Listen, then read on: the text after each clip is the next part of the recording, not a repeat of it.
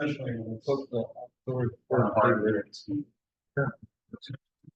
good. Yeah, what if we started. Today is August 22nd, 2024. The time is 10 a.m. Eastern Time, 9 a.m. Central Time. And this is a duly called meeting of the Texas Low-Level Radioactive Waste Disposal Compact Commission. Today we are in absolutely lovely Manchester Village, Vermont. We made our annual trek to Vermont to make sure that we honor our partner state. And it has been really great couple of days here. And we want to start off by thanking everybody from Vermont for their hospitality. This facility is great. The weather's been great. Not to rub it into the people in Texas, but it was 60 degrees yesterday.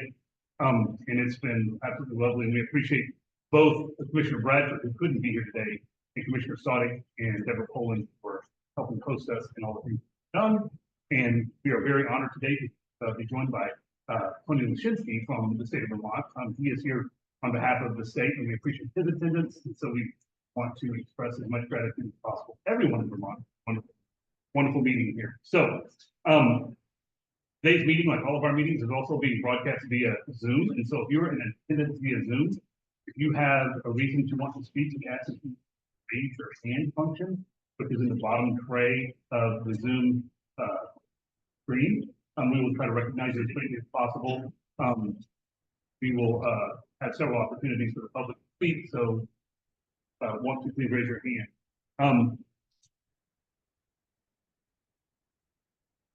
Also, today's meeting will be recorded and made available later. If anyone needs to see it, I know Commissioner Bradford expressed mention that last night, so as a reminder, all of our meetings are available on our website, link to view the meeting.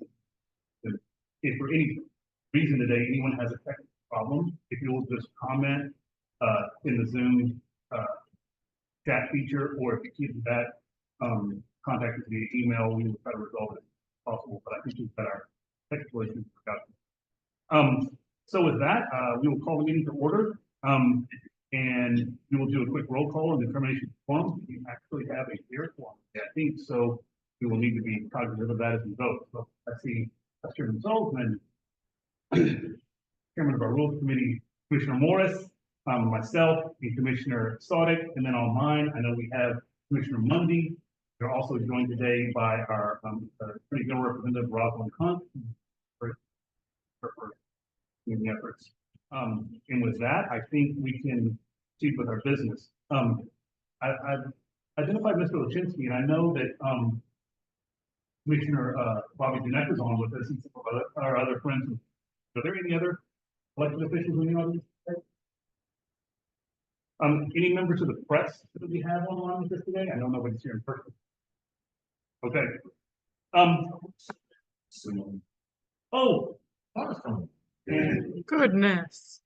And we are joined by Commissioner Nyack, who literally did the ultimate sacrifice for her child, and recently gave him a kidney. And she said, already joining us, which is more than I know I would be. Thank you so much. So with that, we have a quorum plus one, which is we're now up to item 4 on our agenda, which is public comment. And this is for general public comment. We'll give you the opportunity to speak on specific items as we go through them on the agenda. But if anyone has a public comment that is of a general nature, please show us by raised hands in public. You come to the dice. All right.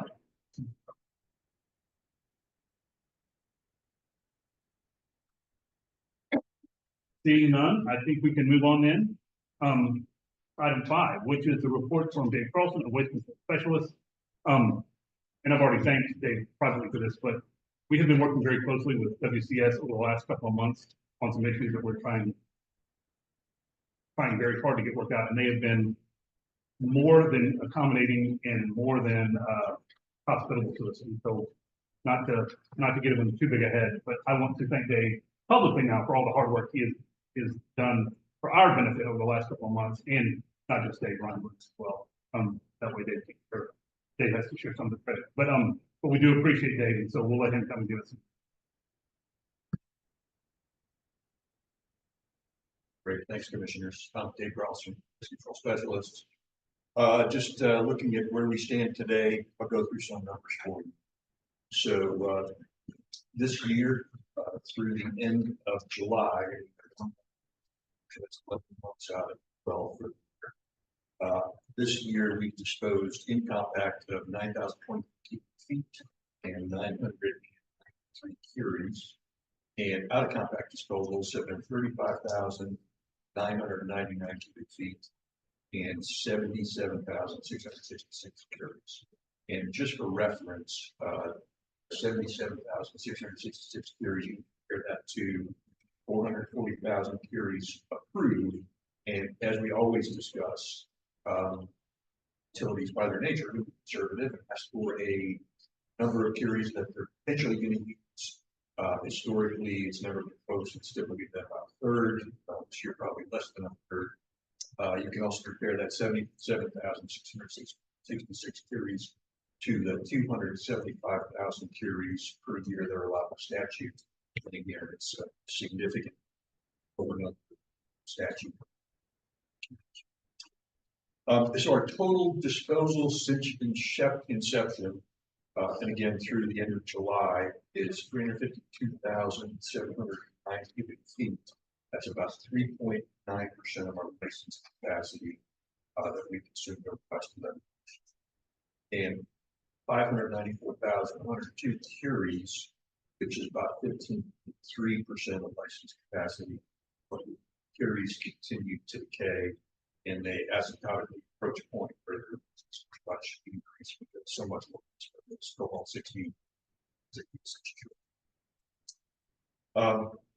In terms of constructed capacity, so our phase one constructed capacity is 1,000 cubic feet. Our phase 2A design capacity and constructed capacity is 425,000 feet, total of 75,000. So compare that to the 3,000, a lot left during the years. The remaining phase one capacity, constructed capacity, is 103,006 cubic feet. So that's 23% of phase one is still available for disposal. And we've disposed of a couple of items into phase 2A. It's more convenient to put them on the floor of that cell, and that's just a small amount, 10,000 feet right now. So we have 418,630 feet. We've left 2A or not. So just to go back, the in-service data back. So last thing I want to cover is payments that we made. These are the surcharges on top of the taxes. Well, our last quarterly payment was made for the period March 31st, and we paid 1.7 million or so to TCQ, about 307,000 to Andrews County. So the totals since the inception are 86 million to TCQ and 18.7 million to Andrews County. And where that takes us is we're over 100 million of surcharges that have been paid at this point. Grand total of $2,357,665 of surcharges. Other than that, there's no update on our license renewal. It's been accepted by TCEQ that they have quite a bit of review they have to go through.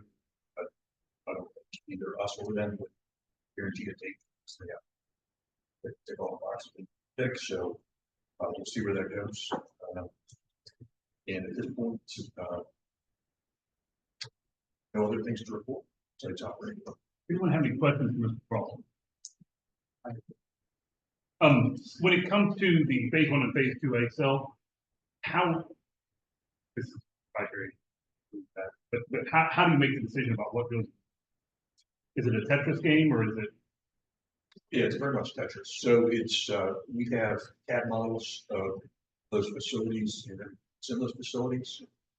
We have to think years downstream, some assumptions as to what's going to come here, and make sure that optimize use of that space as we go.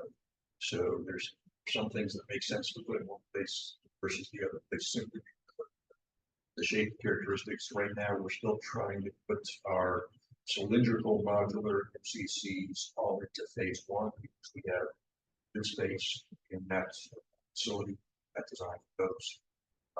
The things that we have most recently put into phase 2A are things that are not consistent.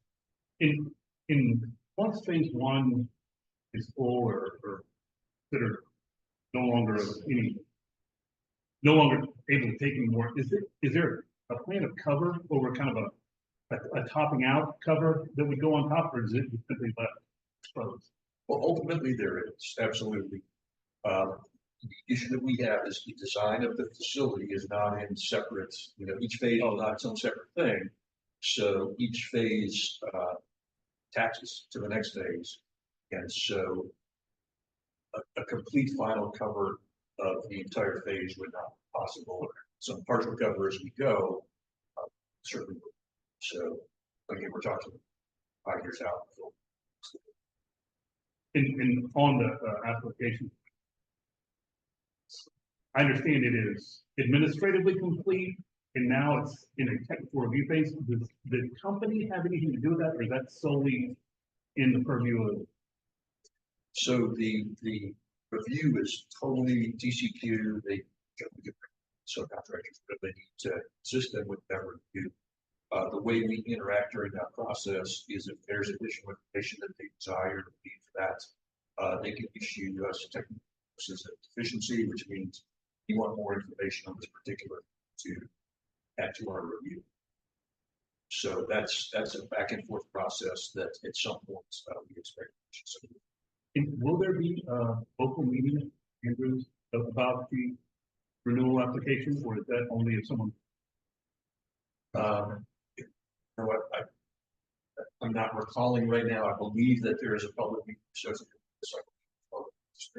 with this, but TCQ is online.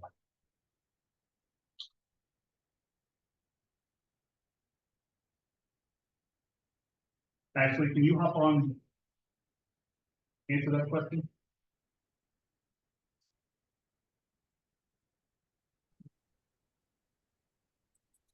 Can you hear me?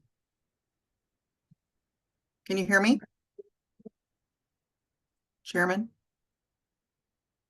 Hello? Here you are. There we go. Okay, you can hear me now? Okay.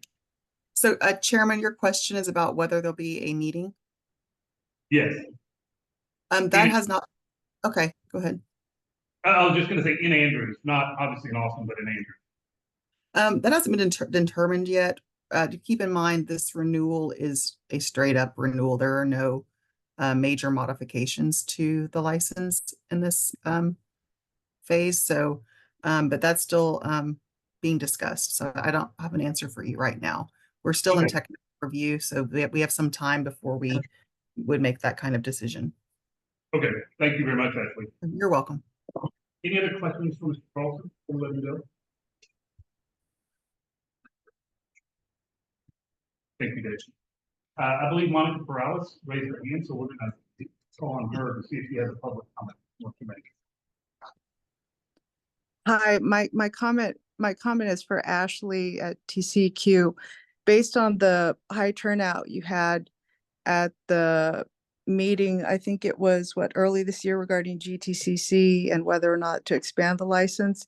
You've seen that the community is very much interested in what goes on at the WCS site. So I encourage you to have a meeting out there in Andrews. They're directly affected regarding the renewal of the license. Thank you.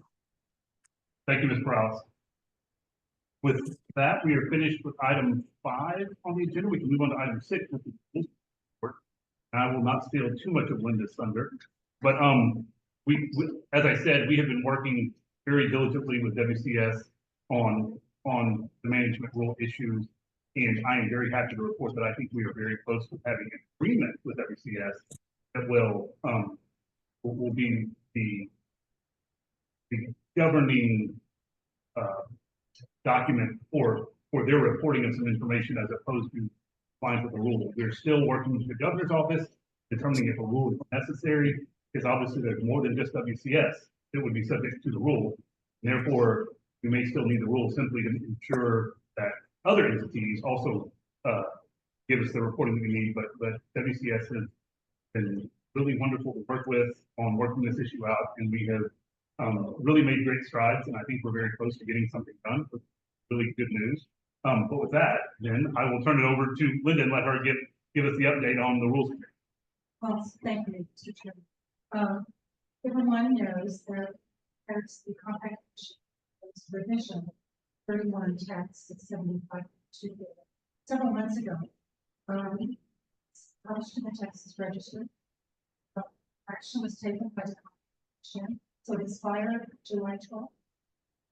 So there's currently no provision.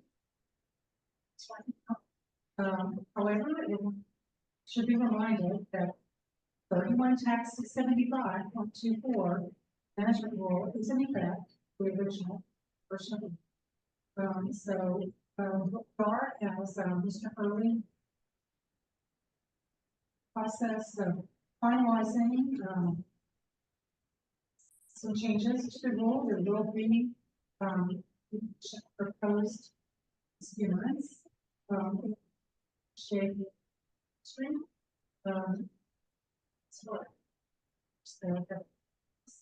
So there's questions that Chairman Hurley's comments, smart sums it up. There is raised hands call again on Monica's browse.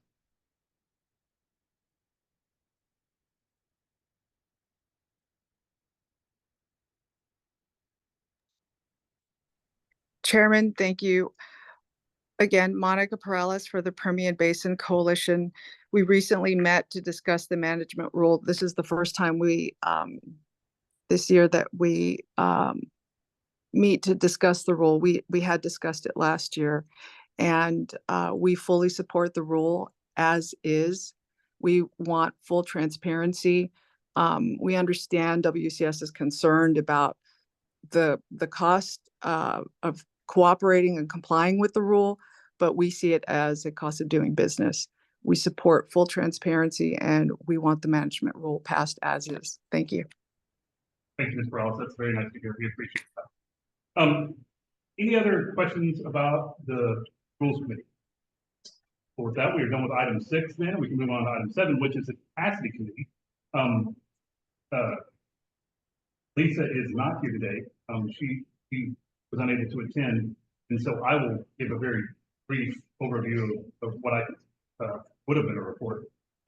Obviously, capacity will continue to be something we monitor very closely. So many of the concerns that we had before have been completely alleviated by the opening of phase 2A, but we still are looking closely at capacity, and we will monitor it internally and also obviously in the public meeting. That's a large part of Mr. Carlson's report. So we appreciate that. But we will continue to monitor capacity and work with the stakeholders to understand the needs of the compact generators forward to make sure that we are well ahead of any concerns that could arise as it comes to capacity. Right now, that's probably something very distant future, but we want to pay attention.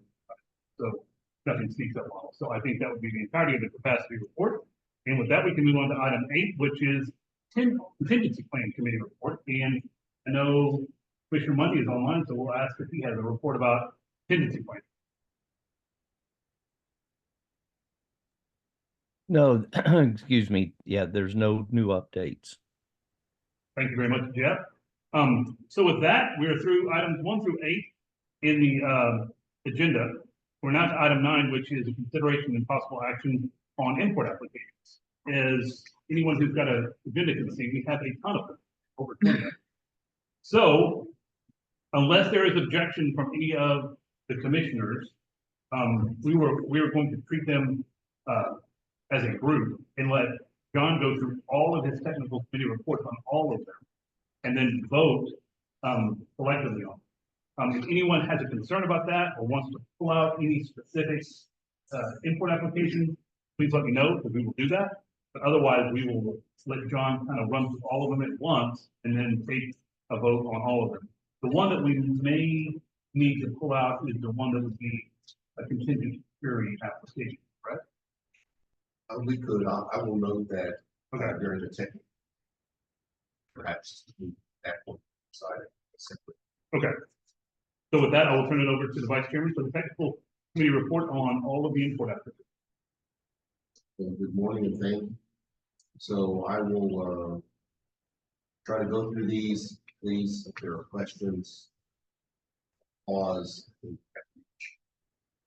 Import application, see if there are questions.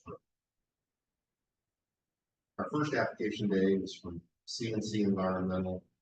It's, number 1-04-00C.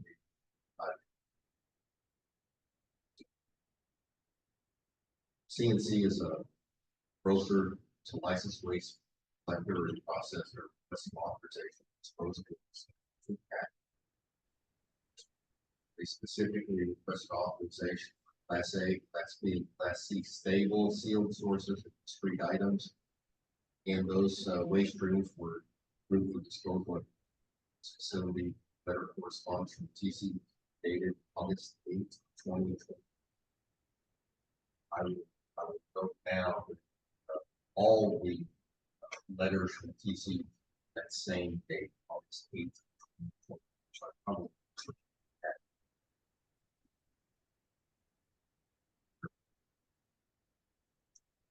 they requested a volume of 300 cubic total radioactivity. The WCS did send a letter recommending support. They indicated these originate from various states in the U.S., including U.S. territories and DoD installations.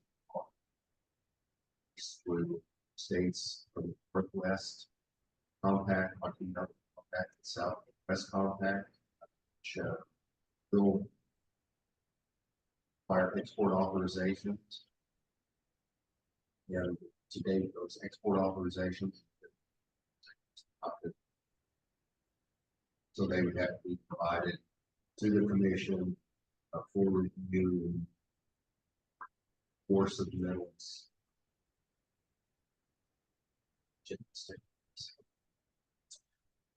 And I would note that the applicant does not have access to the disposal, so it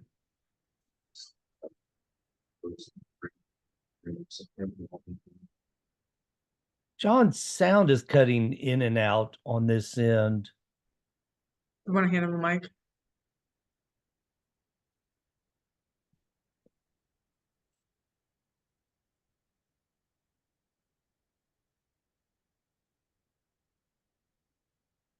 Is this better, Jeff?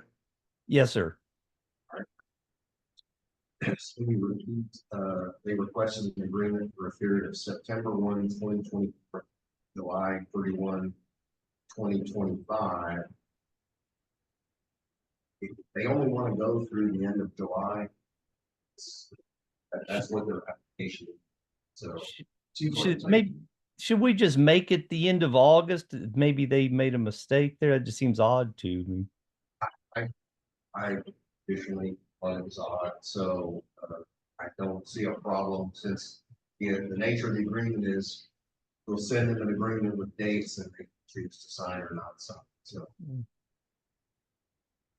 from a technical committee perspective, doesn't make significant. So that's how it was it. September 1, 2024 through August 31. The tech committee has recommends approval. I swear I'm not gonna ask questions about everyone, but did you say the DoD sites abroad? This is correct. And understand, this is not the first time we've had an application, but DoD has a number of bases across Europe and Far East, many places around the world. Each one of those locations, that is considered United States property. So waste that would be generated at those locations is considered part of the United States. Any other questions about this effort? We can move on to the next application, which is the import application of Wolf Creek NOC, which is Item nine B.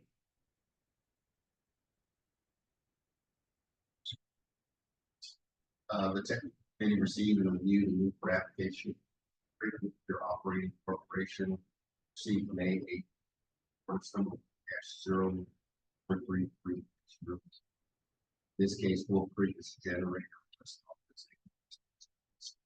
Act. Requested authorization for Class A, Class B, and Class C unstable resins filters. Waste stream group site.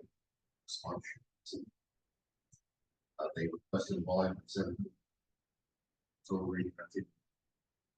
This wastewater is compact. So it's not.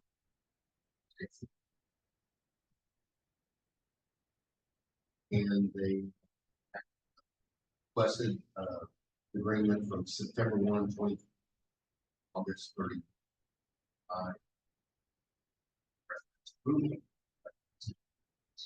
Any questions on item nine B? Seeing none, we can move on to item nine C, the import application of Arizona Public Services.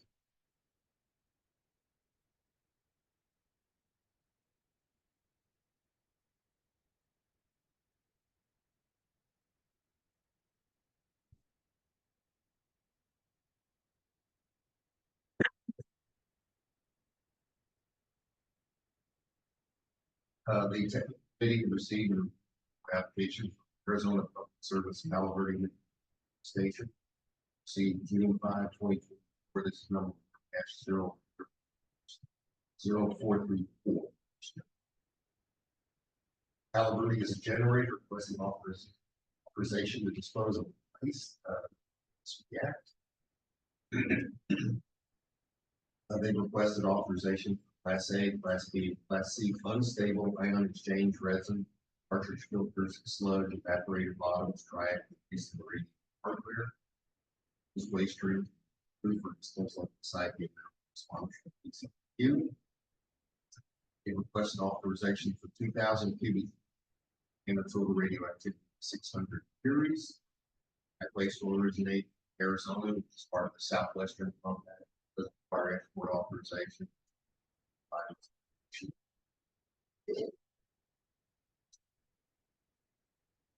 I should note that did receive a letter from WCS recommending this import application as well as the one.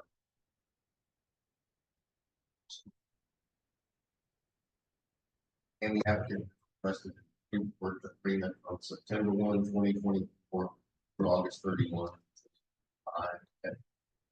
Approval. Any questions on item nine C? Public comment. Hearing none, we can move on to item nine D, the import application of Revity.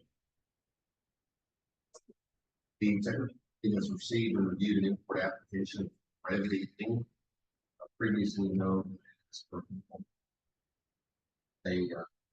that application was received June 6, 2024, -045-00. Revity is a generator request authorization. Act. A request authorization for Class A, Class B, Class C unstable, non-compactable laboratory trash, paper, plastic, metal, glassware, collected canisters, nylon bags, solidified treated water. Those waste streams disposal at the site. It requested a volume of 200 cubic total radioactivity. The ACS did recommend this import application. That waste will originate from Massachusetts. It's an unaffiliated state. And they requested import agreement. It's September 1, 2024, August 30. Approval. Any questions for the Vice Chairman on item nine? Hearing none, we can move on to item nine. Import application, or the first import application. Energy Solutions LLC This is a broker. That was received through 11/20, so -06-00. So again, it's Energy Solutions as a broker. They are requesting authorization, Class B, Class C, unstable, activated metal, triactive, resin, filter, and metal, and soil, and waste streams. We're approved for this one from the site. They requested a volume of 650 and to get 7,500 curies. WCS recommend approval.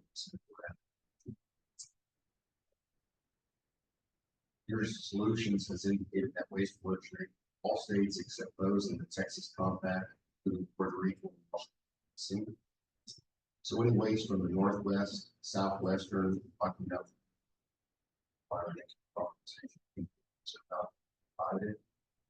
as well as generated authorizations, so those things be submitted to commission letter to our administrative staff. Submittals prior to shipments.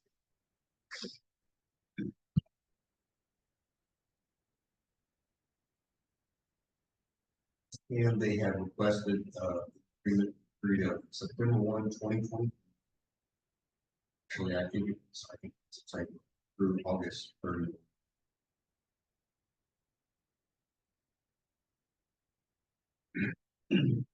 The technical recommends approval. I have one, this may be a question, Carlson. Is Energy Solutions brokerage business, is it similar to other brokers, or are they specializing in some kind of individual line of waste or individual customers? Are they the same as all our other brokers, or are they doing something unique? I would say they have a much broader range of services. Quite a bit.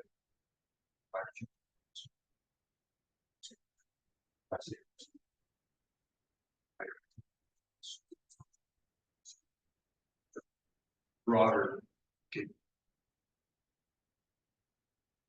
I would also add that those in their stream, they don't list the sources as well. Just for typical waste stream for me.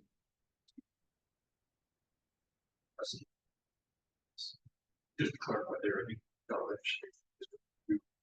disposal of street sources.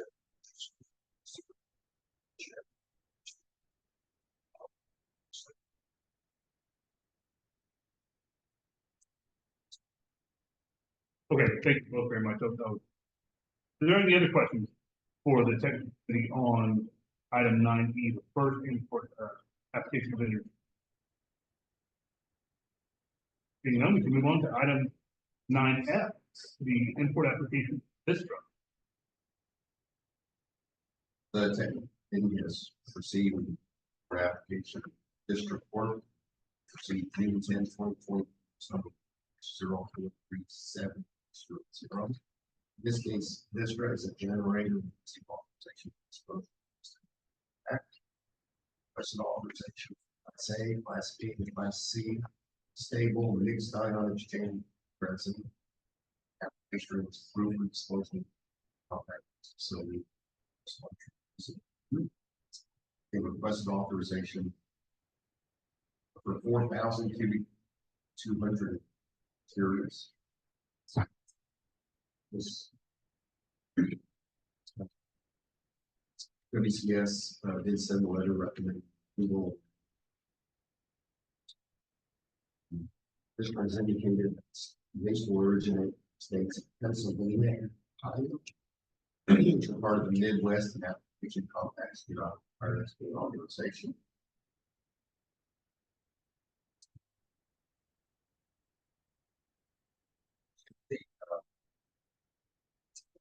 Some additional communication with Captain. They did September 24th, August 25, approval. Not a question, but just note, Vistra now is both in any compact generator because of their ownership. Basically, and importer because of their ownership. So they are, I think this is the first time we've had an in compact generator offer. Their application displays its own product. Two states that are sort of. Any other questions on the import application of this or represented item 9? Hearing none, we can move on to item 9G, which is the first import application of Southern Local. So. We received a new application, Southern Nuclear Operating Company Plant by Hatch, which received June 10, 2020. With some 1-0. States plant hatches of generating. Act.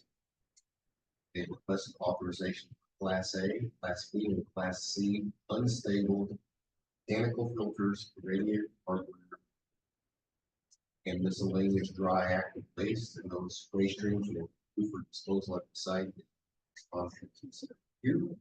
They requested authorization for 30 activity periods. WCS did submit a letter or recommending approval. And the waste will originate from southeast compact. So.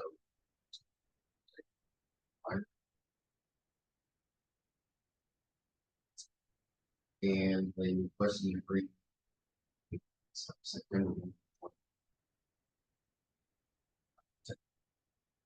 Approval. Any questions for the Vice Chairman on item 9B? First, import application of Southern.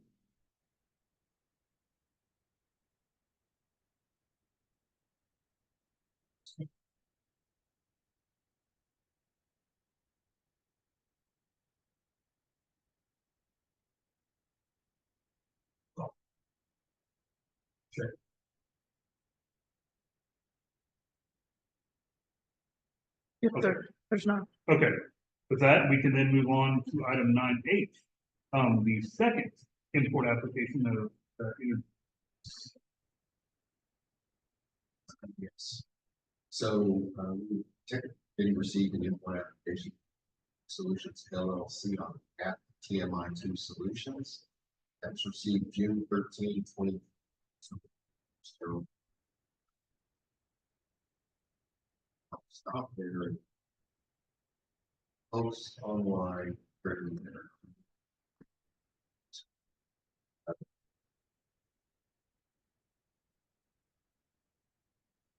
I better go.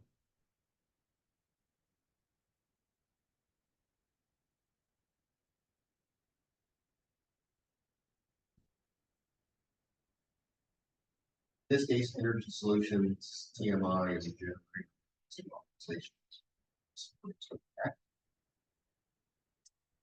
Requested authorization, Class B, Class C, unstable, metal from metals from the reactor coolers, streams, for disposal of the site. As far as TCU, they requested volume of 500.8 cubic feet, radioactivity of 12 degrees.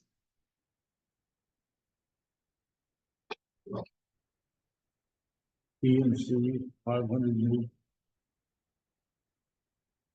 If I were to make a guess, it's because of the isotopes that are in that that's causing that speed. That's it. Yeah, this team might see, so there's different,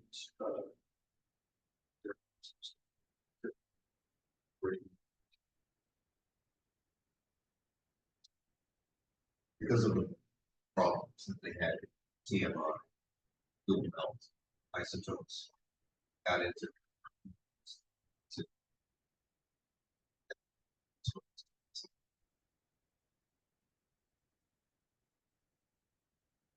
That waste will originate, WCS sent a letter recommending that waste will originate application. That's not required for the authorization. And they requested, agreement from September 1, 2020, August. Yeah, August 1, 2024, through August 31, 2025. So they wanted it to start the last month of this fiscal year, but it's not our normal practice, so. We'll submit September 1, 20, August 3. Technically recommends approval, and I think that. Any questions on item 9H, second specification of energy solution? Hearing none, seeing none online, we can move on to item 9I, which is the import application permit for Technically received and reviewed for application permit to Florida, received June 18th. -040. This case, Permafix is a broker requesting authorization. They requested authorization for Class A, Class B, and Class C, stable sealed sources in containers. That waste stream is approved for disposal at the site. Sponsored TC. They requested a volume of 300 series. DCS recommended approval of the same request. Applicant originate all states, including Puerto Rico, see except to the Texas pump. So any waste from northwest to southwest, talking about action and authorization today, those export authorizations have not been provided, so they provided to our administrative staff via letter of correspondence and no more than.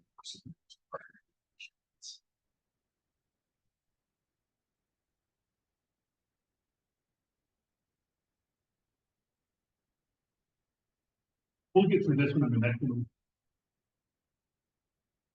That way it gives John a break too.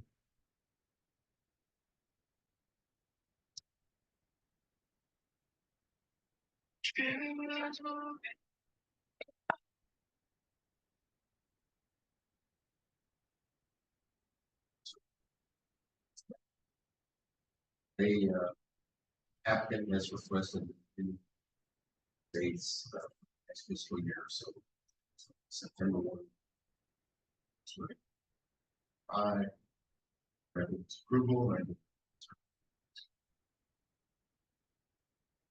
Any questions for the technical committee on item 9I? For application Permafix Florida. None? So we go on to item 9J, which is import application of NAC Biotech. technical committee has received and reviewed NAC Biotech spelled limited. Received June 18, 2020. So 0. In this case, Biotech is a broker. They requested authorization for Class A, Class B, Class C, unstable domestic sealed sources, special form material, sources, radioactive waste, instruments, and article, the other discarded radioactive waste streams. Were approved for disposal at the site. That's a volume of 200 cubic feet, 200 curies. WCS did some send after approval of applicants indicated originate all U.S. states and territories except Texas. So based from the northwest, southwest, export authorizations to pay codes and be provided to the students.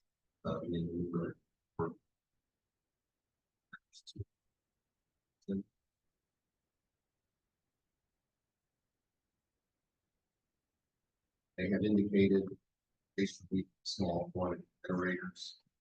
based on listed volume types. Birds, so that set aside so long as the facility and the applicant determination for second reference approval. Any questions for the technical committee on item 9J, the import applications of NAC Pyrotechnics? Hearing none, I think we're at a point where we can stop and try to figure out our audio issues. So if everyone doesn't mind, we'll take a 15-minute break and maybe come back right at 10 a.m. And will somebody who's online? Thank you. Oh, I'm sorry, 11 a.m. We're still on Central Time. 11 a.m. And if someone who is online who has had a problem hearing, if they'll stay on for a moment, we're going to stop the recording, but we're going to do some technical. So we have taken a short break here. We're trying to get some help to fix our technical issues. We think we have a patch for the time being. And so with that, we will go back to where we left off on the agenda. I believe it's item 9K, which is import application of Southern Nuclear Company. Turn it back over to the vice chair. The technical committee has received and reviewed the import application from Southern Nuclear Company Vogel 1 and 2, received June 24, 2024. It's number 1-442-00. In this case, Vogel is a generator requesting authorization to dispose of waste. They requested authorization for Class B and Class C unstable reactor water resonant cartridge filters. Those waste streams were approved for disposal via letter correspondence from TCEQ. They've requested a volume of 640 cubic feet and a total radioactivity of 640 curies. WCS did send a letter recommending approval of the application. That waste will originate from Georgia, which is located in the Southeast Compact. It does not require export authorization. And they requested an agreement for next fiscal year, so the dates will be September 1, 2024 through August 31, 2025. Technical committee recommends approval, and I'd be happy to answer any questions. As an aside, because we're getting into some applications that have it, there has been a change in the import application in where it currently used to simply say waste description. Now it says waste description and current location of the waste. And obviously we understand it's an additional request. So we've been working with generators to make sure that they fill that out. But I just wanted to note that for everybody, especially generators who are online, so they can know that is now a requirement of. Oh, and I do have a question. So why would Southern Nuclear split into two applications? Is it because of geographic differences and where? Well, they're both from Georgia, so it was really a choice. As far as I know, it was a choice by them. We don't have a policy on it. Okay. Yes. It's a question of is that asking like, is it the fuel pool? Is it a gas? No, the geographic location of the waste as of the application. So it's in Manchester Village, Vermont. Okay, so for a second, like, oh, Right, and then again, they could be as specific as giving us an address or just sitting in state, either one.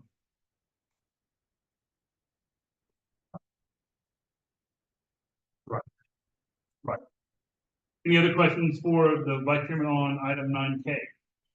Second import application for the. Hearing none, we can move on to item 9L, which is the import application of Veolia ES Alaron. So the technical committee received and reviewed an import application from Veolia ES Alaron LLC, doing business as Alaron Nuclear Services.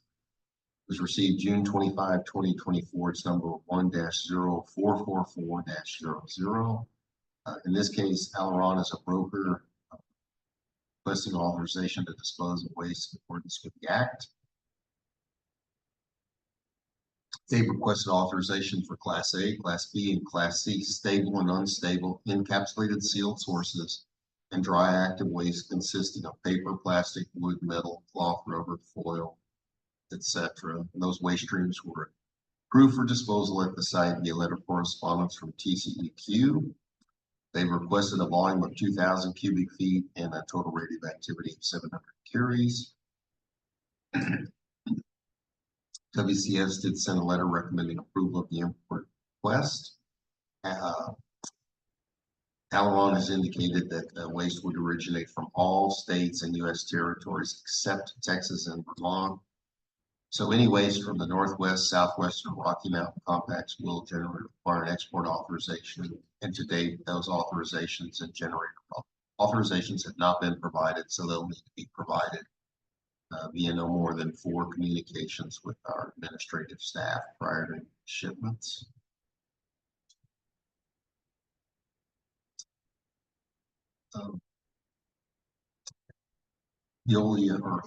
Alaron did indicate that this was from small quantity generators. However, previous waste shipments from them have included materials from nuclear power facilities. That's one of their processing streams. So in this case, we will not grant this small quantity generator status.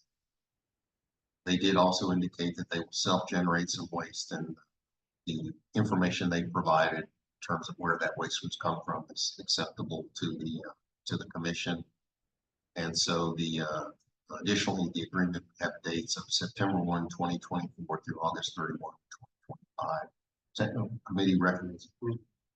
Sorry. You gotta be kidding.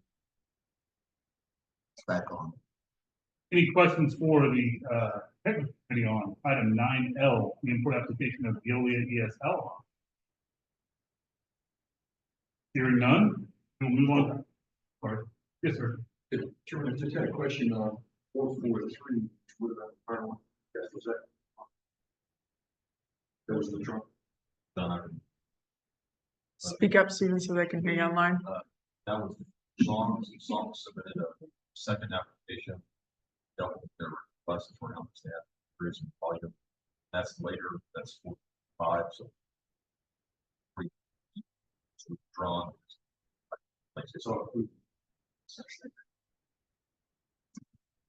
So with that, I believe we can move on to item 9M, which is import application in a Michigan Power. TC Cook. The technical committee has received and reviewed an import application from Indiana Michigan Power DC Cook Plan, received June 27, 2024, number 1-0445-00. In this case, DC Cook is a generator requesting authorization to dispose of waste. And they requested authorization for Class A, Class B, and Class C stable and unstable resin media, charcoal media, dry active waste, mechanical filters, and metal. Those waste streams were approved for disposal at the CS site via letter of correspondence from TCEQ. They've requested a volume of 1,250 cubic feet and a total radioactivity of 800 curies. ECS did send a letter recommending approval of the application. And that waste will originate from Michigan, which is an unaffiliated state. And finally, they requested an import agreement for the next fiscal year. So it will be September 1, 2024 through August 31, 2025. Technical committee recommends approval, and I'd be happy to answer any questions. Any questions for the technical committee on item 9M, the import application in a Michigan Power DC Cook? Hearing none, we can move on into item 9N, which is the import application ADP PR3. So the technical committee received it.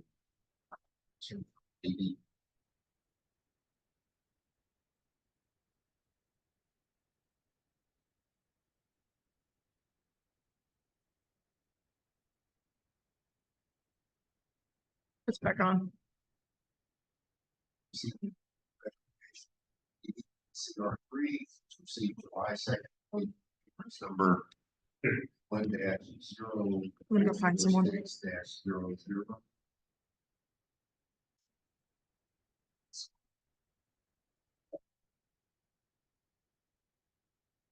Tell you what. Let's try to move the owl closer to the owl picture of audio. Is that correct?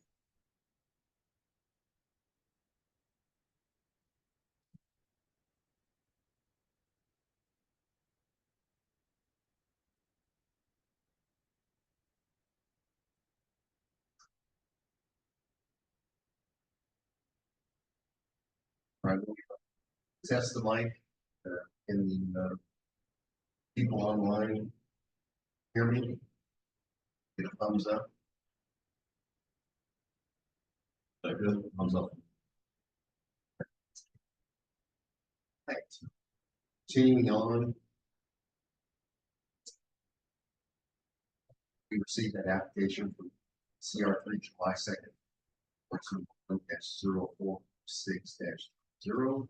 ADPCR3 is a generator, some authorization to dispose of waste. And that's authorization for Class A, Class B, and Class C, stable and unstable, miscellaneous demo debris and equipment, waste streams for disposal. The letter corresponds to TC. They requested a volume of 10,000 cubic feet for activity of 25 periods. So clearly this is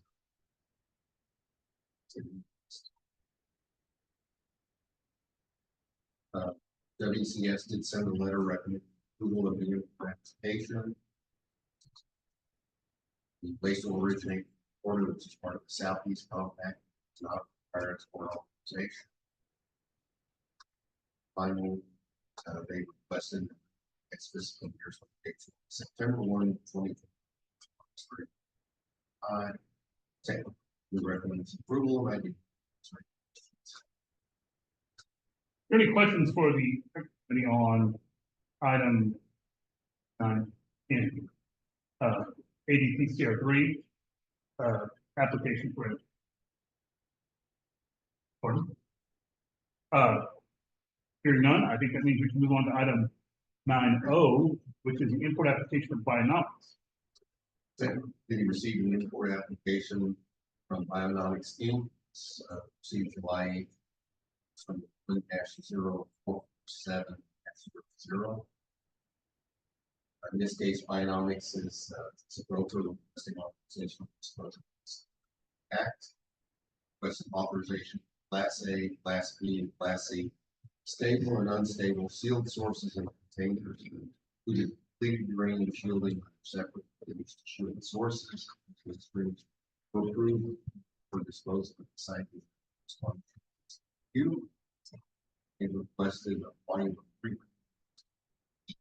total radioactive 6,000, so states very significant sources or some. WCS did send a letter request. Bionomics has indicated that all states and U.S. territories except those in the Texas Compact, including Alaska, by sea. So anyways, from the northwest Rocky Mountain, southwestern fire export authorization, so Bionomics commission administration or letters. Those need to be submitted prior to disposal.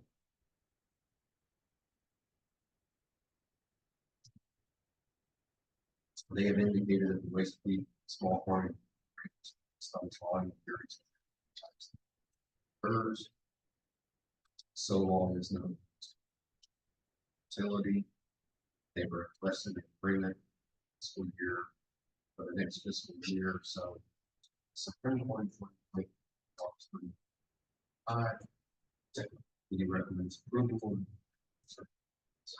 Any questions for the technical committee on item 9O, the import agreement of the import application of Bionomics? Hearing none, we'll move on to item 9. Framatome. Me as receiver. Framatome. See July 9th. So 0.800. In this case, Framatome Generator. Waste.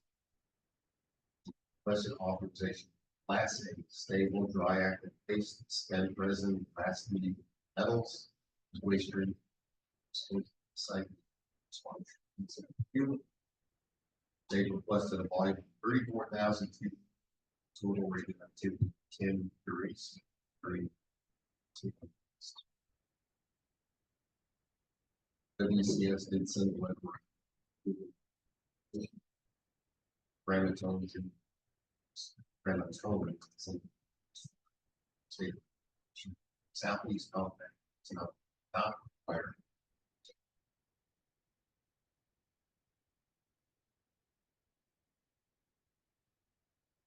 And gramatones is listed fiscal date will be September 1, 2020. Oxford.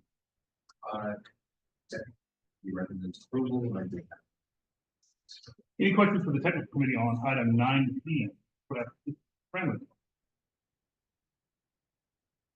Hearing none, I think we can move on to item 9Q. Let me just say, Oh. so they indicated.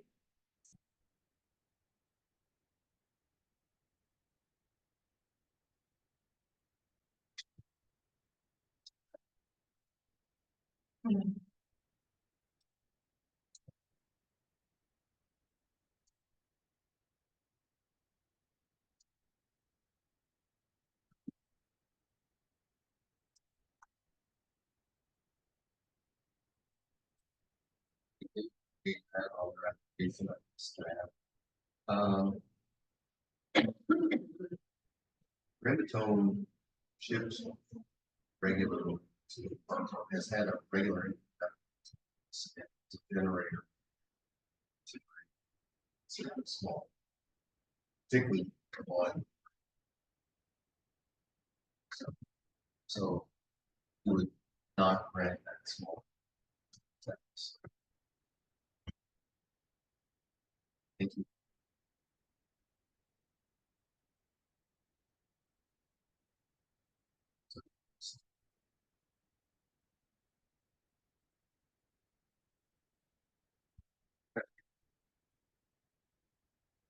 So this past year, sure. 30 cubic feet this year, and now they're requesting 30,000.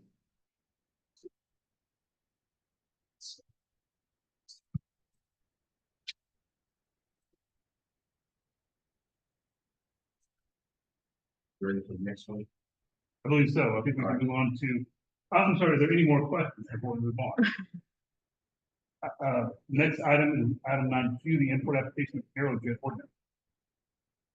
Technical committee has received an application from Tennessee, it's received the line 10.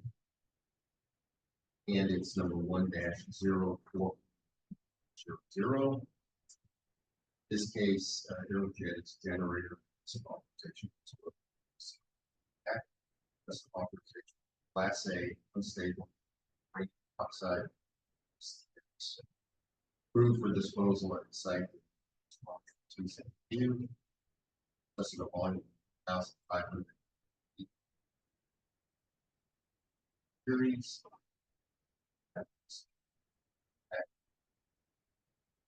This import request is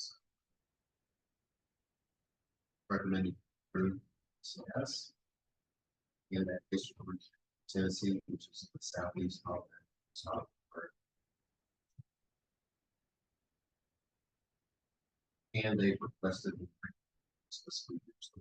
September 1. Approval. Any questions for the technical committee on item 9Q? Harold. Hearing none, we can move on to item 9R, the import application. So the committee is receiving that application. That's our invitations to mayor, budget ordinance Tennessee, which received an I-10. It's number 04500. This case, SAMC is it would requested authorization for Class A unstable heated metal. That waste stream was approved for disposal. TCQ. They requested a volume of 3,500. So, activity. 5 periods. The DCS did recommend simple application. Tennessee, which is part of the South.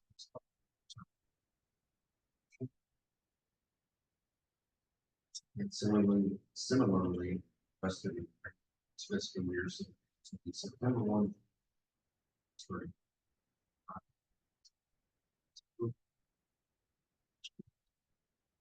John, I asked this question many times. This has become fourth, but it is not governmental waste because, Actually, it is, though. but it's being brokered. It's being handled by Arlington, Tennessee, because the waste generated facility, it's the same facility manufactured various projectiles and armaments for army. So some of their waste this is the Army's material, some of their waste this is their. But even if it's the Army material, it is not DOE waste. That is, We'll put the federal stuff. that is correct. There are some waste streams that are generated by DOD that are considered DOE waste. Different. than States and armies. Thank you.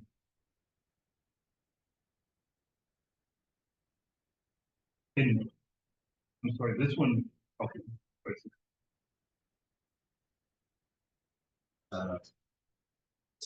Bidding has received and executed new application. Rangeville Air Station was received July 11, 20. So, 0. In this case, Rangeville generated some cases.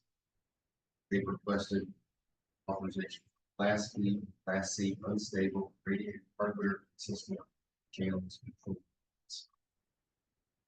Low power range monitors, still light baskets, composite limiters, dry tube filters, and dry tube canisters. This waste stream disposal at the site. They requested volume of 460 cubic total activity 5,000. That waste this is yes.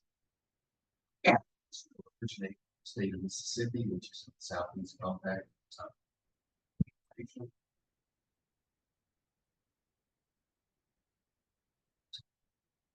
They requested an import agreement next fiscal years, basically September. And through this application request, we treated as contingent since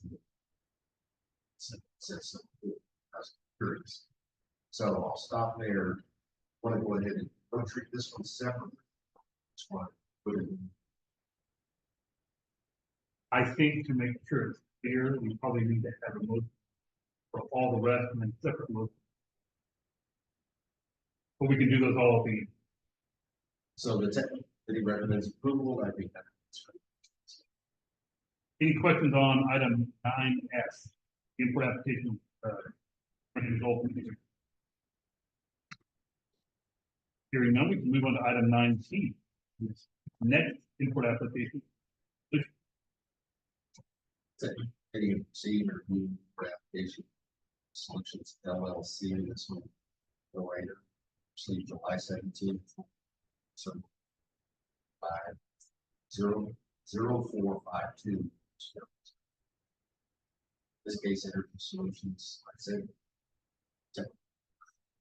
they're an effective generator.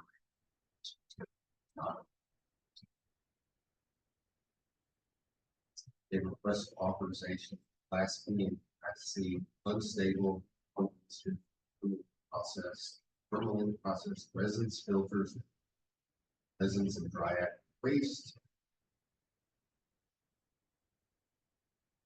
Those waste streams roof disposal at the site. Response from TCQ requested volume 650. 7,000 queries. WCS did send a letter. Sent a request.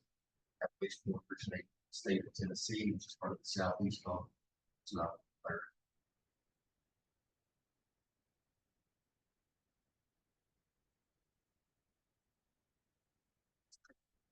They requested agreement next fiscal year, so those dates, September 1, 2023. Approval. Any questions for Vice Chairman on item 9T? Second, energy solutions import effort. Third. Hearing none, we can move on to item 9U, the first import application of Voltec. Technical committee proceeding for application, will typically be issued with the national received July 17, 2023. 0500. This case will take its generator. Ladies. Plus authorization for class A, class B, and C unstable and ready hardware with components, cuttings. And those waste streams were approved disposal in the letter this month. They requested a volume of 13,060 feet to 19 series.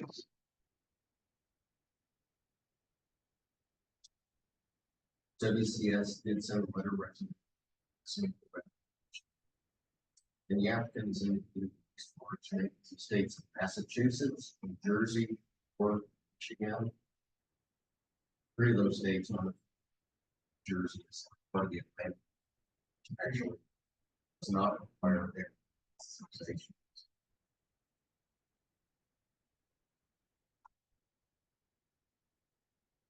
And the applicants indicated requested an agreement next fiscal year, so the dates will be September 1 to 3. Technical approval. Any questions on item 9U, first import application? Hearing none, I think we'll take a break quickly because our AV specialist here to maybe fix our microphone issue. So we will take a short break and let him do his job, and then we'll come back hopefully in 10 minutes. So I believe we have our technical issues resolved. I hope everyone can hear us online. I will turn it back over to Vice Chairman for the technical report, starting with item 9B, second import application of Holtec V. Technical committee has received and reviewed the import application from Voltec issued international received July 17, 2020. It's number 1-045420. This case, Holtec is a generator requesting authorization to dispose of to act. They requested authorization for Class A, Class B, and Class C unstable B resin and powdered resin sludge filters, dry active wastes, high activity parts, components, contaminated hardware and components, contaminated hardware and components, sealed sources. Those waste streams were approved for disposal at the site. Their correspondence to TCQ. They requested a volume of 28,200 cubic feet, totaling about 10,100 series. WCS did send a letter application. That waste will again originate from the states of Massachusetts, New Jersey, New York, Michigan, 3 states being on ability, New Jersey being part of the Atlantic, which is not required exploitation.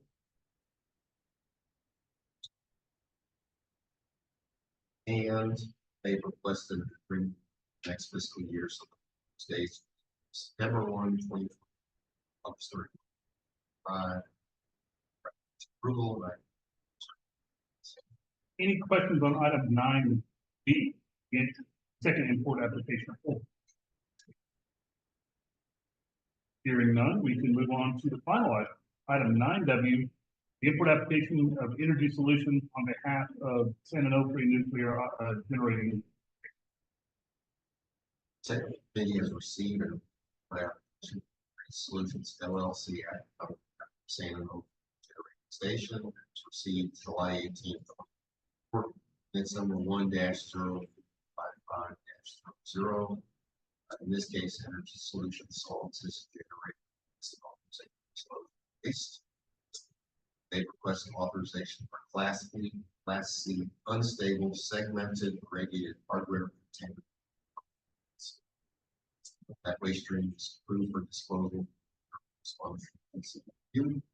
They requested a volume of 222 total radioactivity, 9,460 series.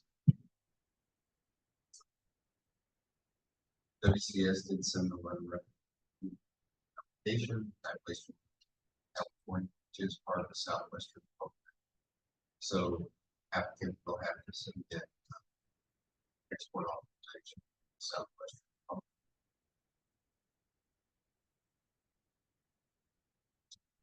And they requested for the next fiscal year, so the proposed dates will be September 1, 2020, August 3. Recommends approval by. Any questions on item 9W, the import application of energy solutions on behalf of San Onofre Nuclear Generating Station? Hearing none, we can now move on to our motion. I believe I will let Vice Chairman Sullivan make them, but two different motions will be for all the non-irradiated hardware applications, and then the one for the Grand Gulf application that does have 85,000. That'll turn it back over. So I'm actually gonna make a Grand Gulf motion Okay, first. okay. So I make a motion to approve the application for Grand Gulf Clear Station. So 1-045-0. The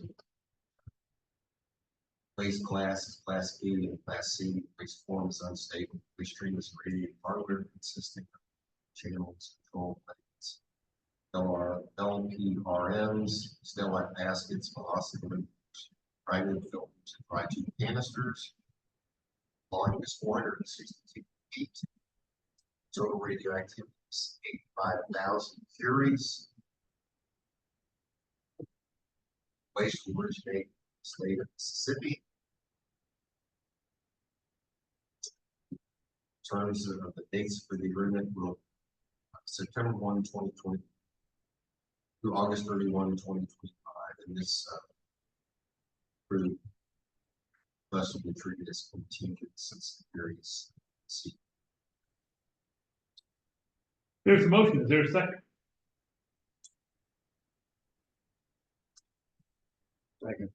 There's a motion and a second. Any further discussion on the motion to approve the import application of Grand Gulf Nuclear Station represented in item 9S on our agenda?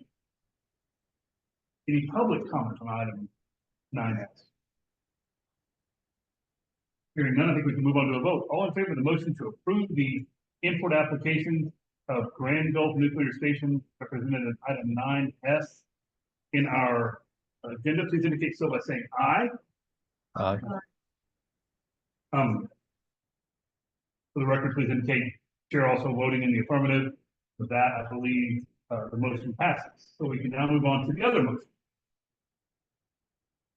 So I make a motion to approve the report applications listed on our agenda, which are items 9A through R, and items 9T, 9W, with various stipulations for small quantity generator set asides, dates proposed. In some cases, the requirement for entities to provide generator authorizations and export authorizations. There's a motion. Is there a second? There's a motion and a second. Any further discussion about the motion? Any other question?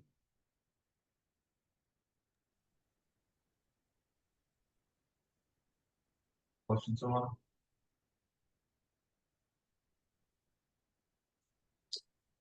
Any further discussion about the motion to approve, the import applications represented from item 9A to, 9R and items 9T through 9W on our agenda? Any public comment on the, application for the motion to approve their, agreement? Hearing none, we'll move on to a motion, to a vote. All in favor of motion to approve the previously stated import application, item 9 on our agenda, please indicate so by saying aye. Aye. All opposed, no. They show that the chairman is voting in the affirmative too, and with that, I believe motion passes. Now through to item 9 on our agenda. Thank you very much, Technical Committee and Vice Chairman Sullivan for all that work. In item 10 is consideration and possible action on export effort. Very briefly, I will kind of group these, I think, makes sense. Items 10A and 10B are export applications from our two nuclear generators in Texas. We have seen in the past, item 9C is an export application for Bionomics, probably is not similar to A and B. So with that, I will turn it back over to Vice Chairman to introduce the export request. That's okay, or do you want me to? Okay, I'll turn it over to the Vice Chairman. So the technical committee has received a request from HP Power Company LLC. In this case, listed agreement dates of September 1, 2020, August 35. Volume is 5,000 cubic feet. Total radioactivity is 1.3. That was Class A. That waste would be going to Energy Solutions LLC facility at Bear Creek with the eventual disposal of material applied. The waste would be Class A low dose rate radioactive waste. And probably most important, the reason for this export request is only if some sort of problem at the WCS facility since it's unable to accept that. So other than that, it's indicated that the technical recommends approval. Any questions for the technical? I know that Dick Adams is here on behalf of PHP, so I want to make they have an opportunity to vote. Mr. Chairman, Commissioners, I don't intend to say anything unless there are questions. So are there any questions for PHP on this export authorization? Don't think there are. Thank you, Mr. Adams. Any other questions about the export request of PHP? Any other public comment about the export? Hearing none, I think we can move on to a motion. Make a motion to approve export request. See inside. Terms and conditions. State. There's a motion. Is there a second? Second. There's a motion and a second. Any further discussion about item 10A, the export request of ancient people operating? The public comment on the motion. Item 10. Hearing none, I think we can move on to a vote. All in favor of the motion to approve the export authorization of ancient Peak represented in item 10A, please indicate so by saying aye. Aye. To show the chair voting aye as well. All opposed, please say nay. Hearing none, the motion passes. So we're now on to item 10B, which is the export application of South Texas project. I'll turn it back over. Technical committee has received request, STP operating company. In this case, the dates of that export request, September 1, 2024, August 31, 5, proposed volume is 5,000 feet. Total radioactivity 0.5 curies, Class A waste.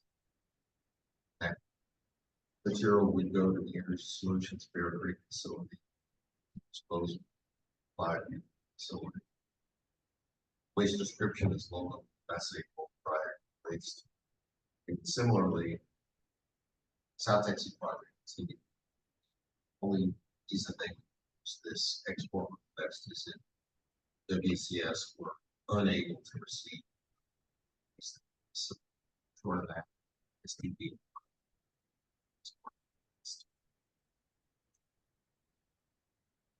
The technical committee recommends approval on item.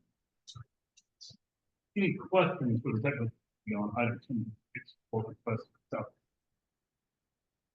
No, Mr. Nance is also joining us online, so is there any question of the actual applicant as well? Hearing none, I think we can move on to a motion. I make a motion to approve the STP.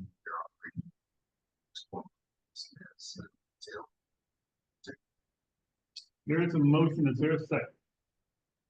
Second. The motion is a second. Any further discussion about item 10B or the motion to approve the export authorization requested by South Texas? Any public comment on item? Hearing none, we can move on to a vote. All in favor of the motion to approve the export authorization requested by South Texas Project represented in item 10B on our agenda, please indicate so by saying aye. Aye. Aye.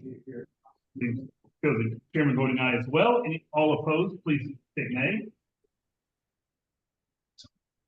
Hearing none, the motion passes.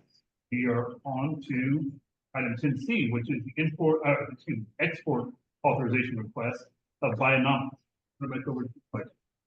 Technical committee has received a review export request from Bionomics Inc. In this case, Bionomics is a broker requesting authorization to export waste from September 1, 2024. The proposed volume is 200 cubic feet. Total radioactivity is 1. Class A waste that went to the solutions facility. The waste description proposed export is aqueous liquids and bulk bile must be solidified or absorbed prior to barrel at CW. So they're supposed to export that waste to barrels. So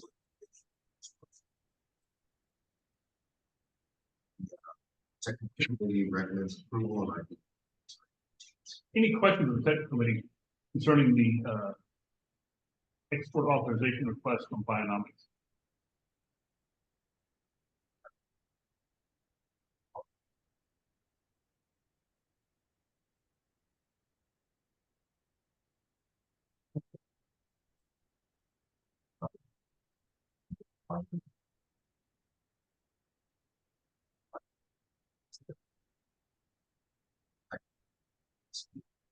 Bionomics, this export request is approved by Bionomics.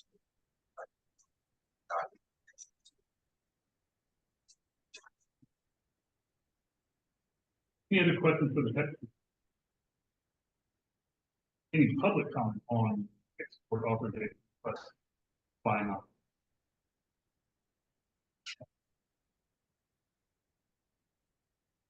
Hearing none, I think we can move on to a vote. Excuse me, a motion. I make a motion to approve the export request from Bionomics Inc. As I detailed in my tech assessment and please note. Bionomics will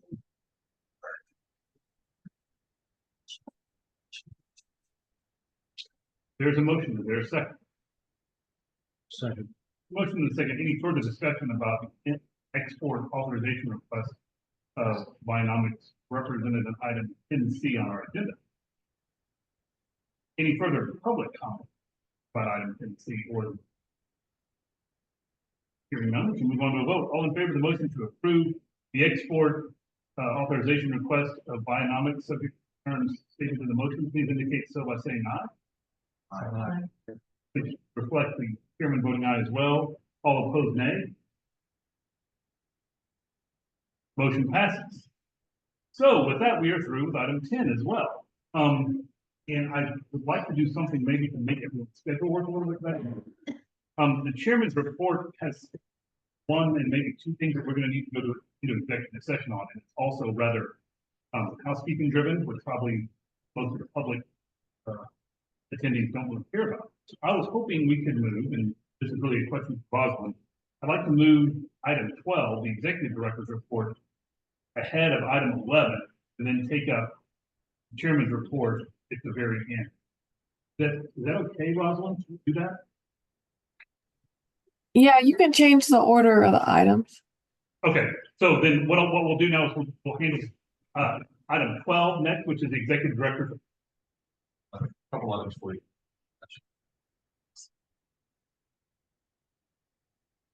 Process. See them louder. Notified the public as well. Added the current location of description. Also, first suggestion. Clearly added the packet, so going on that required to sign that box that what they put in the application is to some college, and that is so have an account. Or Stephen, you're breaking up pretty Yeah, badly. you got a lot. Yeah, you're gonna have to speak up a lot. better, Commissioner Money? Yes, sir. Okay, I was mentioning the affidavit, that we've added to the application. That they check a box to sign an affidavit. They're testing from import affidavit. Is true to the best of your knowledge that some representing facts and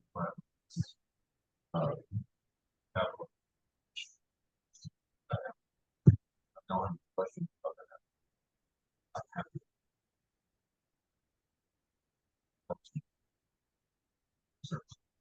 Yeah, doesn't have to be, does this require with store? It is not an affidavit in the traditional sense. It is an acknowledgement that you are verifying all the information is true and correct, subject to the penalty of perjury. So it's not an affidavit in the traditional legal sense, notarized. But I think we've called it an affidavit simply because it is a affirmation of the information's accuracy, subject to the penalty of perjury. But it does not require or a notarization. So you're stating what is written is accurate. Certainly, all of these applications are prospective, looking forward in assumptions about the future, in the future certainly may not come true as you predicted. Right. No, I don't think it's a guarantee of subjective or unknown issues. I think it's only as statements of fact, which would be things like Where the waste is coming. or the nature of the waste or something like that. But in no way are we making people subject to penalty of perjury for instance, the volume they expect to use or anything like that. It would only be things that are current statements of fact that are objective as opposed to. So volumes, securities, Right, those would not be subject to the affirmation because we understand those are perspectives and subjective in the sense that they are an estimate and not a statement of fact. and the descriptions of the waste can certainly vary by generators. Some that describe it in a way, some might describe it another way. Could very well be the same thing. So there's some differences or grayness in the way describe the waste.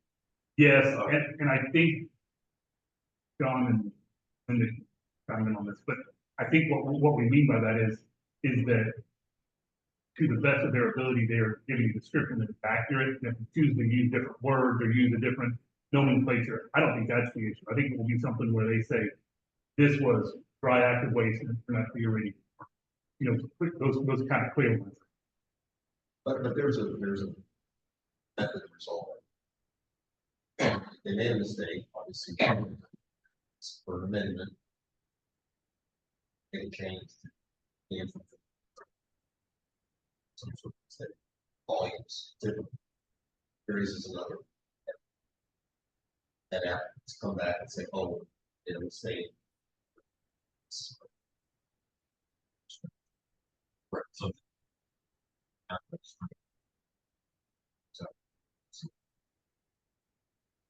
So, for example, an outage, as you're going through an outage, and such, exposed the person signs the affidavit, or it's not there expected to go into that container. Right. What's being done to ensure because the container is correct is it's for the facilities procedures that expose it to that. Assuming the mistake made by a outage worker doesn't involve some kind of liability for a applicant or whatever. I think it would probably depend on the extent of the mistake.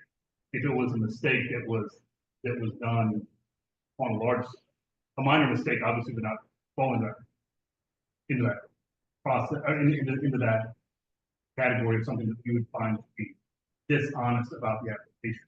If on the other hand, they said, yeah, we're just not real careful in what we do, so we kind of just pick something out of thin air to use a description, then I do think that would be something that would be subject to the affirmation because I think the underlying standard would always be, have you used your best efforts and been as forthright as possible? If the answer is yes, then I don't think minor mistakes is an issue. Major mistakes are the problem in the process itself. And they say, you know, when we follow up on it, and they say, yeah, you know, this is kind of our stop response, we don't really do investigation and determining that, then that would be it. I would give it.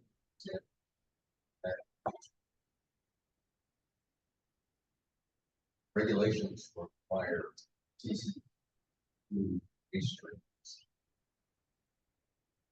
So applicant to ship material, without that material was a different restraint. I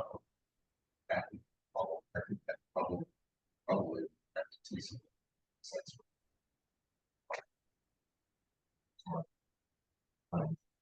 It would be a violation of the So zone. the affidavits, you're actually violating some side issue. So. Correct, but you also violate TC. Since that way you're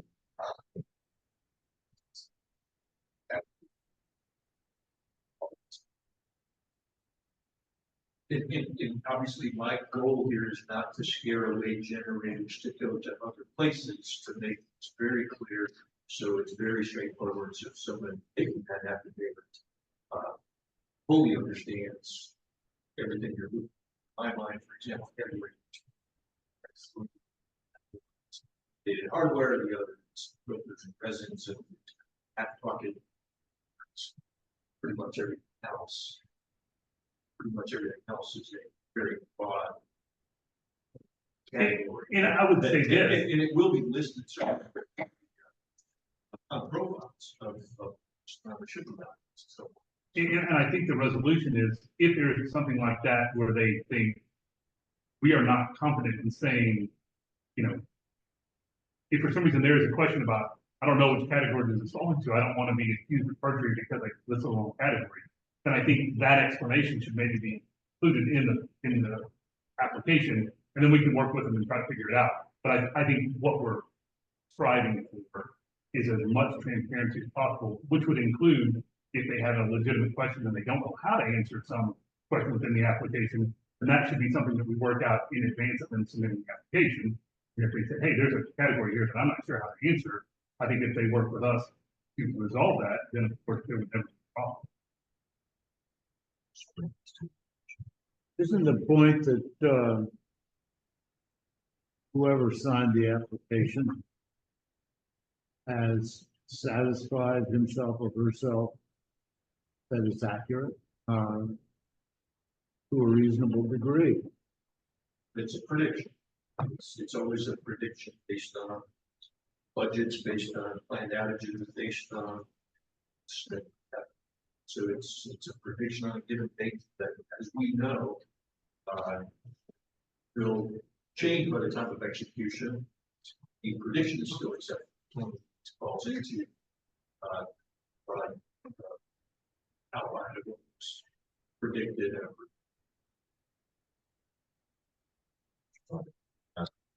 Since you know it. It's been enough. Later down. Exchange. Plan.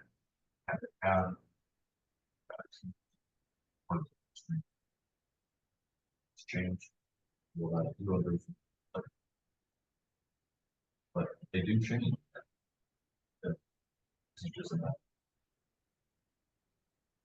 To the best of their knowledge, that they have used the process to affirm. Yeah, but the point is that they have tried to nail it down themselves. And but whatever flexibility there is, there is.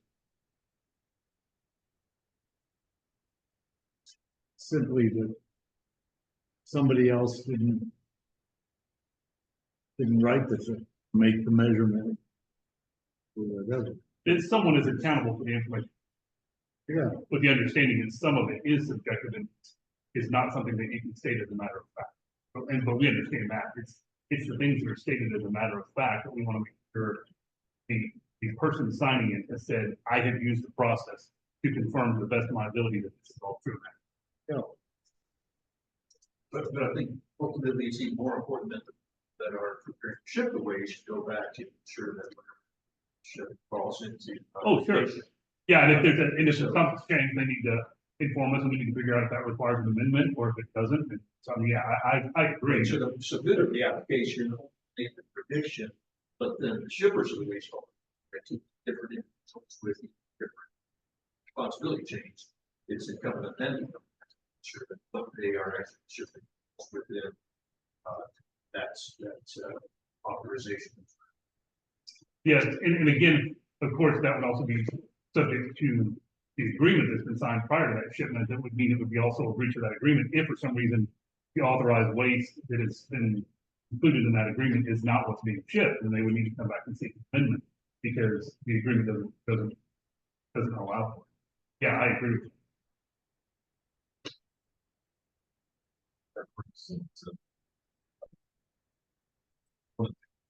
Some calls have with some agreement holders to answer questions specifically. And to try and get those that are waste or export waste for that matter. To come to Austin, have a workshop and questions to discuss them, solve them. It's pretty part of the process. First, can be helpful in that process. Have institutional environmental quality from services. So all of the employees of the prison state have their questions answered by the commission, by even additions of what processes in place and then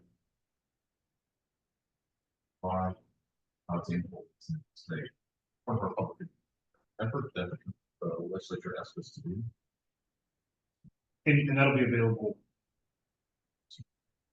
And then recorded, made available. On the last thing, go ahead, sorry. Okay. Assuming that CSP they're part of the. Absolutely, yeah. The last thing that I have was cabinet during early agenda, we talked about the budget we submitted our legislative request. Governor Fox,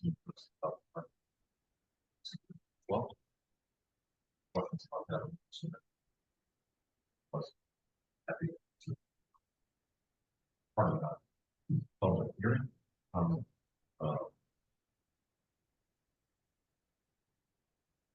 And with that, I think we're through with the executive director. So now we can move back to item 11, which is the chairman's report. I am actually going to take the items listed under chairman's report a little bit out of order.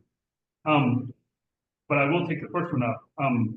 Commissioners, in your packet, there is a letter from the Southwest Conference. It was from Ron Gator, who has been serving as the executive director there for a few years, and he's on with us, so he can answer questions we have. But we wanted to make you aware of the letter.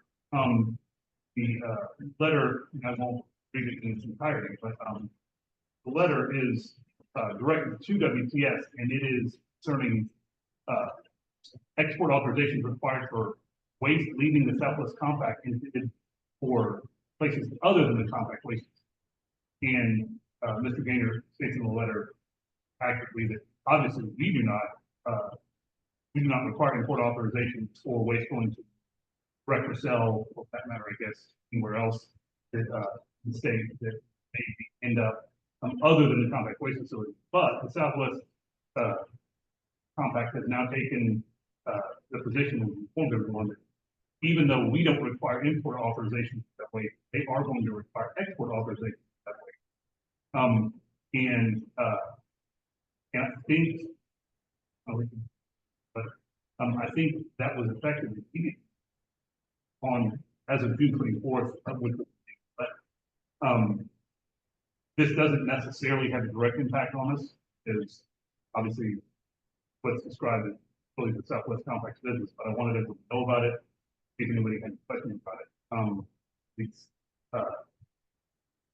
Mr. Gaynor, I know, worked rather diligently to get the letter out and make sure he got his ducks in a row. Sure it was accurate description of what their authority was. So I know the only effort to get all that done. But is there any questions about that letter? Any comments about that letter? We appreciate Mr. Gaynor being here today online. And if anyone has any questions about it, I'm sure Ron will answer offline as well. So with that, the next item on the chairman's report is the legislative update. As Stephen has mentioned, the legislative session starts in January of 2025, so it's right around the corner. First and foremost, we will be going through the appropriation process again, as Stephen mentioned. The LAR for that, which is the legislative request, is in your packet. It looks similar to years past with a couple of minor variations, but it is simply the request we make to Texas legislature for our appropriation. I always get this wrong. So it requests the prospective biennium. So in other words, it's not for the fiscal year we're about to start on September 1st. It's the next 2 years. So I guess what would be fiscal 26 and 27. So we're about to talk about our own budget next fiscal year, but that's not what the LAR is. The LAR is actually here after that and the subsequent. The LAR, like I said, is somewhat similar to what we've seen in the past.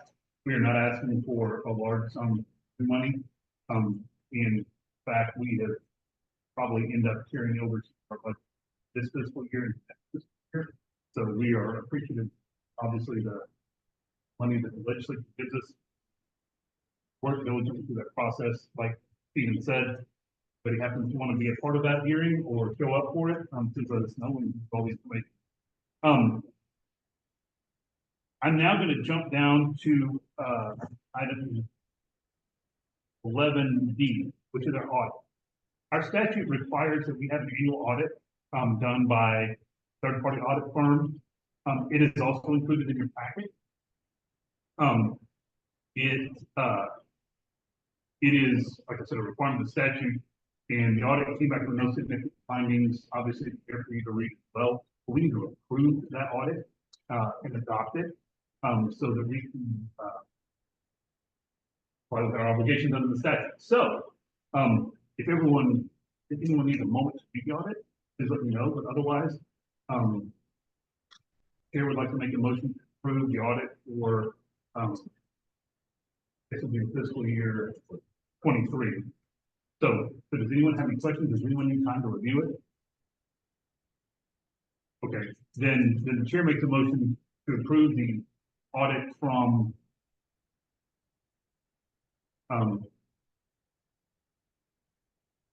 audit.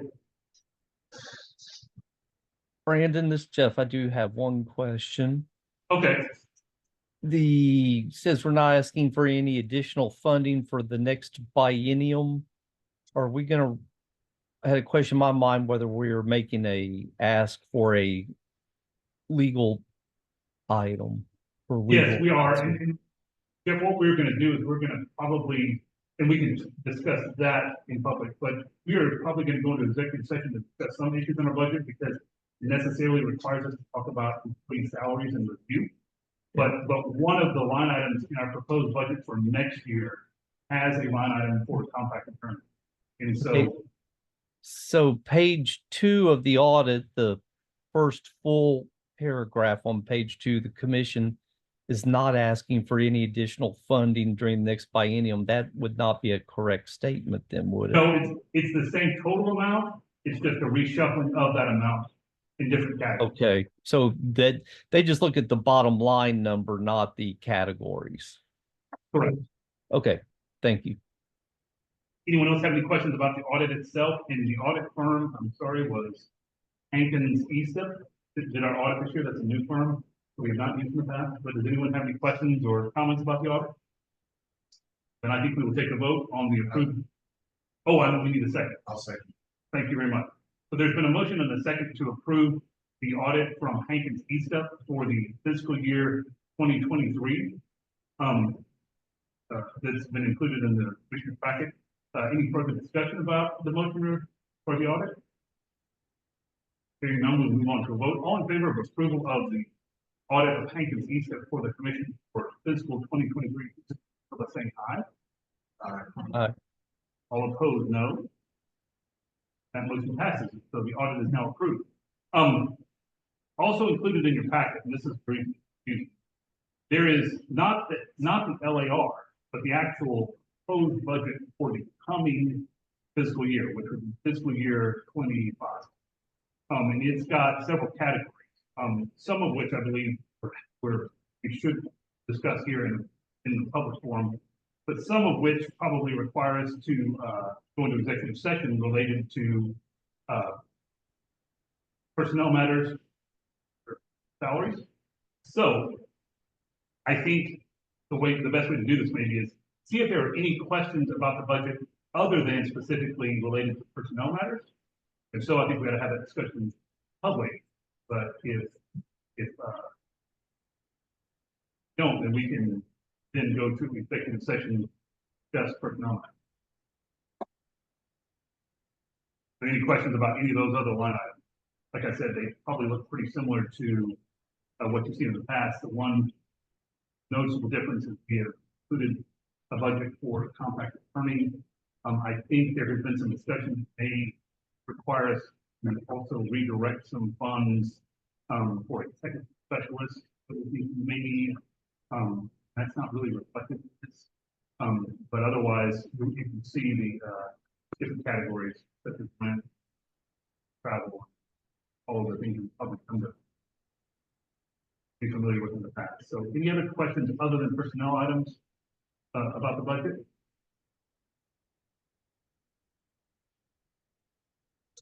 Okay, then, right. That's correct.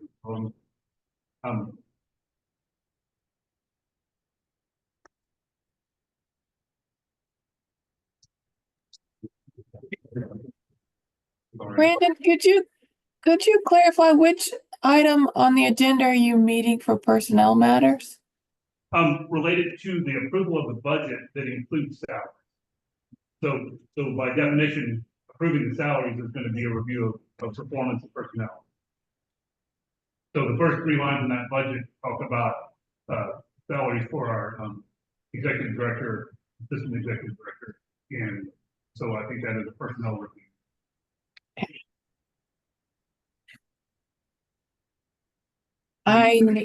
Let me send you a different script if you have access to your email. Yeah, that's exactly what I was about to ask. So thank you. Okay, just give me a second. And while she's doing that, so the only remaining items are this budget issue and then a discussion about some current operational circumstances. I think you're gonna require us to see attorney opinions. So I think that will also be an executive session. Those are Okay. the last ones in the chairman's report, and then after that, all that's left is the future meetings. So I want everyone to know that for your planning, you guys want to leave, because we don't have anything else that's really gonna be discussed, and there will be no action taken other than approval of the budget, there will be no action taken on items.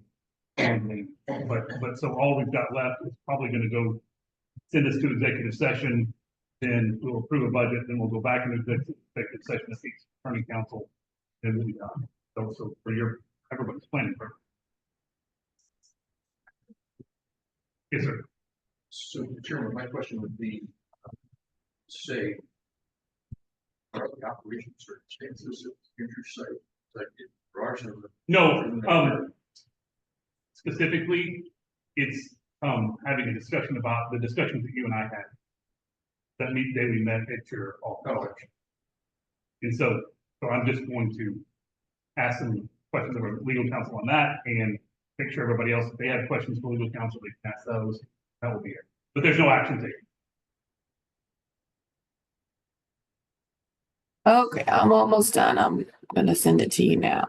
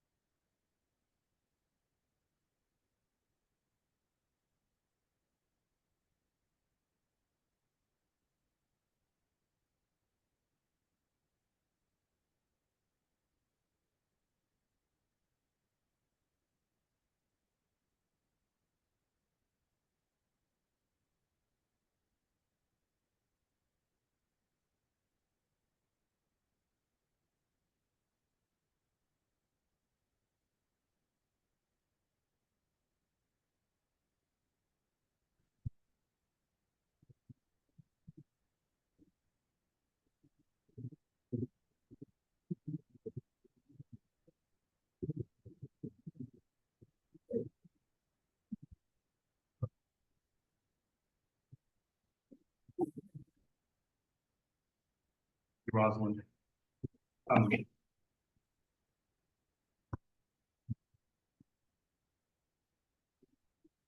It is currently 12:29 PM on August 22nd, 2024. This time the commission will go into closed session to discuss personnel matters pursuant to section 551.074 of the Texas Government Code and potentially consult with legal counsel pursuant to section 551.071 Government Code on agenda items number 11C related to our annual budget that includes salaries, which requires us to discuss personnel matters.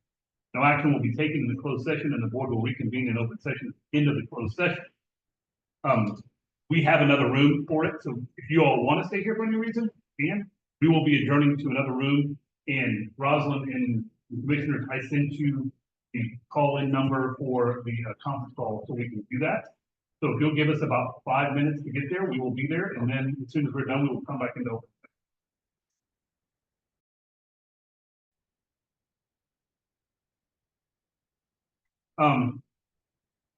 Time is now 12:14. We are going back into, I'm sorry, 1:14. We are now, through with our, executive session. With no action was taken in the executive session. The discussions that occurred were all about personnel items, and we're now back in executive session to address what will be item 11C, which is the review and approval of our annual budget.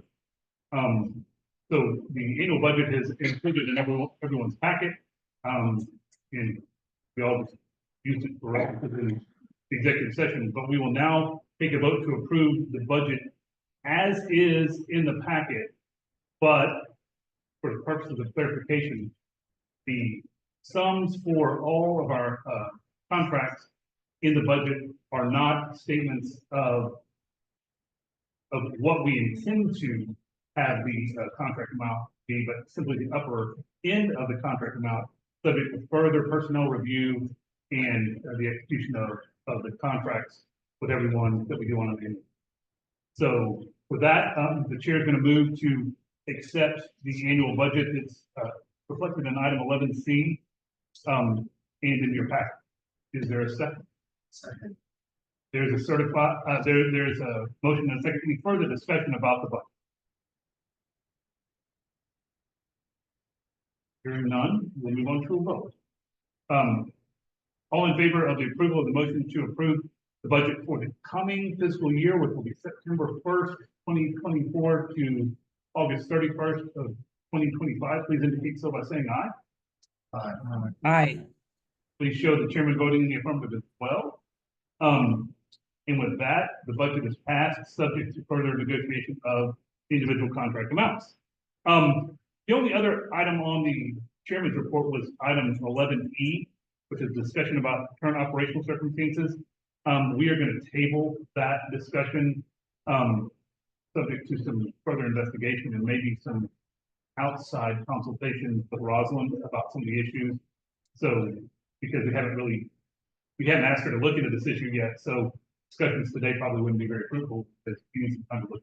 So we will get with Rosalind on that and talk a little bit about those issues and then maybe report back at our next meeting. So with that, we are through with our chairman's report, which is item 11. We've already done item 12. And the final item will be our future meetings. That is the last page in everyone's packet. And as you can see, our next meeting will be in October 24th in Andrews. We kind of flipped our Vermont and Andrews meeting. That will be October 24th, 2024. Then after that, we will be back for our December meeting in Austin, which is always subject to being canceled. I don't have any business that needs to be transacted. We will not have that meeting. Since it's towards the end of the year, sometimes we don't. Then after that, the next meeting is in February of the next year, February 13th of the next year, again in Austin. By then, legislature will be in session, so we may need to find an alternate location in Austin for that. We have met before this meeting. So We had some. That's the. That they have semi-end. Periodic inspection. Discussed having. That's a. Yes. That's one. And not put them on. yeah, and so if everyone remembers, when the forum met in San Antonio, we also had our meeting up a bit. We'll try to do the same thing when they go to Odessa next year. That will include a tour of WCS as well, and Urenco across the border. Okay, well, I'll tell you what, you would just send out the insurance that day. Any other questions about future meetings or locations? We will get with you soon about reservations and Andrews and all the things that we always have, but that will be forthcoming soon, I hope. Oh, also, as far as scheduling, the next meeting of the low-level waste forum, of whom we are a member, is in November in Reno. I'm sorry, October 9th and 10th in Reno. If you have any interest in attending, please let us know. We can help. I believe we get some as a member, so we can work with you on that if anyone intends on attending that. And I believe, what is the tour? With that? Oh, okay. So if anyone's interested in that, please let Stephen or Megan know, and we can try to organize the group that's going. Any other questions about scheduling your future meetings? Hearing none, then we are on to our final item, which is item 14, which is adjournment. Is there a motion to adjourn? So moved. Is there a second? Thank you. There's a motion to the second. All in favor of adjournment, please indicate so by saying aye. Aye. No. All opposed, no. Thank you all very, very much. And once again, thank you very much to the wonderful people of Vermont for having us. And we forward to this every year. And I think this is the highlight of our meetings, which may not be saying much in light of where we meet regularly, but we do appreciate everybody's hospitality, and we appreciate everyone coming who came to the meeting in person. We appreciate everyone being online. Thank you.